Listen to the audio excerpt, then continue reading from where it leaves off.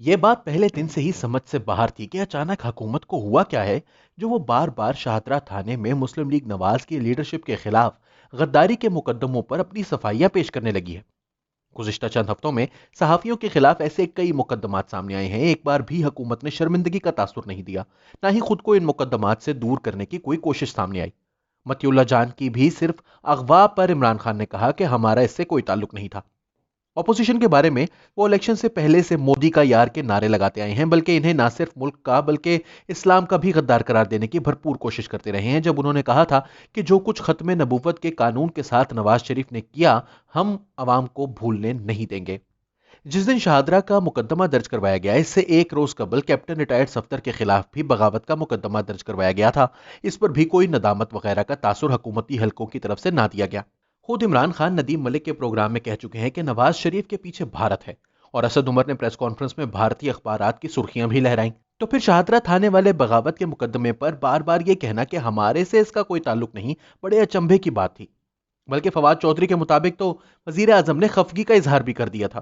قیاس یہی تھا کہ آزاد کشمیر کے وزیر اعظم کو غدار قرار دینا حکومت کو مہنگا پڑ گیا ہے، اور اب وہ اس سے خود کو دور کرنا چاہتی ہے تاکہ بین الاقوامی میڈیا میں ہونے والی سبکی سے بچا جا سکے۔ ممتاز صحافی سہیل وڑائچ نے اب کم از کم اس بات کی تو تصدیق کر دی ہے کہ اس مقدمے سے متعلق آئی جی پنجاب کی جانب سے وزیر اعظم کے خاص الخاص پرنسپل سیکرٹری اعظم خان کو پیشگی اطلاع دے دی گئی تھی۔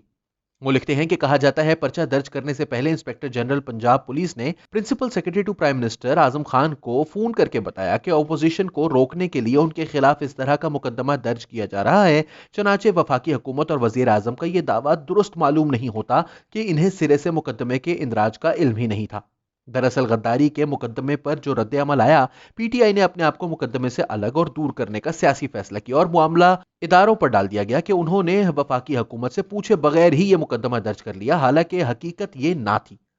حکومت اور اپوزیشن کے درمیان نئے محاذ پر تبصرہ کرتے ہوئے وہ لکھتے ہیں کہ 18 اکتوبر کو گوجرانوالہ کے جلسے سے پہلے وفاقی اور پنجاب حکومت نے یہ طے کرنا تھا کہ کیا وہ محمد خان جنیجو کی طرح اپوزیشن کو فری ہینڈ دے کر بے نظیر بھٹو کے 1986 جیسے جلوسوں کا ہلہ برداشت کر پائیں گی۔ جلسے جلوسوں سے حکومتیں گرتی نہیں مگر ہل ضرور جاتی ہیں۔ اگر تو حکومت عالی حوصلگی کا اور برداشت کا مظاہرہ کرے، جلسہ جلوس ہونے دے، تو اسے شارٹ ٹرم نقصان ہوگا، حکومت کمزور دکھائی دے گی، مگر جلسہ جلوس گزرنے کے بعد حکومت ببانگ دہل کہہ سکے گی کہ انہوں نے جمہوری انداز میں کھلی چھٹی دی اور جلسہ جلوس ہونے دیا۔ دوسرا راستہ جلسے جلوس کو روکنے کا ہے۔ جلسے سے پہلے کارکنوں کی گرفتاریاں کی جائیں، پہلے جلسے جلوس کے بارے میں خوف و ہراس پھیلا کر اسے محدود کرنے کی کوشش کی جائے، اور اگر اس کے باوجود اپوزیشن باہر نکلے تو لیڈرشپ کو بھی گرفتار کر لیا جائے تاکہ ہر طرف دھاک بیٹھ جائے کہ حکومت مضبوط ہے اور اپوزیشن حکومت کو ڈینٹ نہیں ڈال سکی۔ لیکن سینکڑوں کارکنوں کو گرفتار کرنے سے جو گڑبڑ اور سیاسی انتشار پیدا ہوگا، اس کے اثرات لانگ ٹرم ہوں گے، حکومت کے جمہوری رویوں پر بھی سوال اٹھیں گے۔ اندازہ یہ ہے کہ حکومت اپوزیشن کو فری ہینڈ نہیں دے گی اور آئندہ چند دنوں میں کارکنان کی گرفتاریاں شروع ہو جائیں گی۔ گوجرانوالہ میں پولیس نے ایک کارنر میٹنگ پر لاٹھی چارج کیا تو وفاقی حکومت نے پھر کہا ان کا ایسا کوئی حکم نہیں ہے۔ اندیشہ یہ ہے کہ اگر عوام زیادہ تعداد میں نکل آئے تو لاہور اور گوجرانوالہ کے جلوس ایک ہو جائیں گے اور انہیں سنبھالنا پولیس کے لیے مشکل ہوگا۔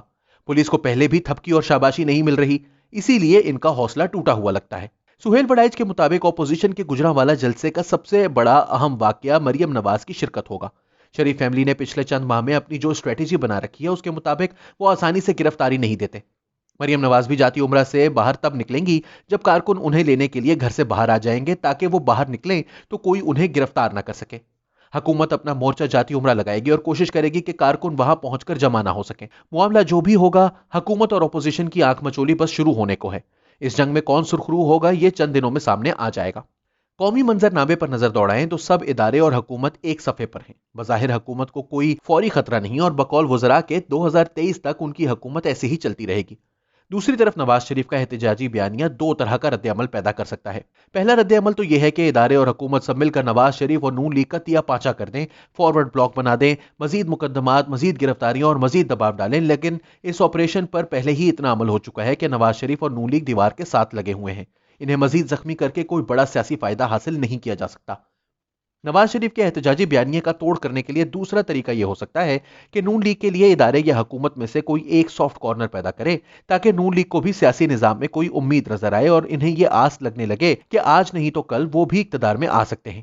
اگر وہ مکمل طور پر مایوس کر دیے گئے تو پھر انہیں یہ بندوبست قابل قبول نہیں ہوگا اور پھر وہ حکومت اور اداروں دونوں کے خلاف لڑنے کو ہی ترجیح دیں گے۔ سہیل بڑائش نے لیکن کسی غیر آئینی اقدام کا امکان بھی ظاہر کیا ہے۔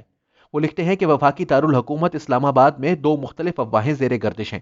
ایک تو یہ کہ چند دنوں میں وفاقی کابینہ میں اہم رد و بدل ہونے والا ہے، جس سے گورننس میں بہتری لانا مقصود ہے۔ دوسری افواہ یہ ہے کہ اگر حکومت اور اپوزیشن کا ملاقڑہ خطرناک ہو گیا، سیاسی گھڑمس میں اور اضافہ ہو گیا، تو پھر عدلیہ کو ایک ریفرنس بھیج کر 1 سال کے لیے عبوری آئینی حکومت قائم کی جا سکتی ہے۔ یہ حکومت عدلیہ کی زیر نگرانی الیکشن کو شفاف بنانے، عدالتی و انتظامی اور انتخابی اصلاحات کے لیے کام کرے گی۔ بظاہر یہ بہت دور کی کوڑی ہے، دلائل اور عقل اس تھیوری کو تاحال تسلیم کرنے سے انکاری ہیں۔ لیکن جس ملک میں کئی بار مارشل لا نافذ ہوئے ہوں، ایمرجنسی نافذ رہی ہو، حکومتیں ٹوٹی ہوں اور اسمبلیاں تحلیل ہوئی ہوں، وہاں کوئی بھی انہونی ہو سکتی ہے۔